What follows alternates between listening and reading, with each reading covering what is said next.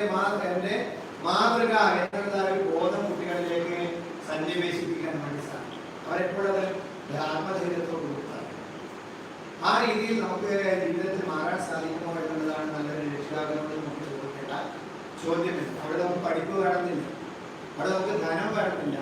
നല്ലൊരു രക്ഷിതാവ്, സ്നേഹവാനായ രക്ഷിതാവായിട്ട് മാറാൻ സാധിക്കുക, റോൾ മോഡലായിട്ട് മാറാൻ വേണ്ടി സാധിക്കും. നോക്കൂ, ഒരു പ്രായമുള്ള വീട്ടിലെ ഒരു മരുമകളില് അമ്മായി അമ്മയ്ക്ക് പ്രായമായി കിടപ്പിൽ തന്നെയാണ് മലമൂത്ര വിസർജനമൊക്കെ ചെയ്യുന്നത്. ആ അമ്മയ്ക്ക് ഒരു പിഞ്ഞാണത്തിൽ ഇങ്ങനെ ആഹാരം കൊണ്ട് കൊടുക്കും.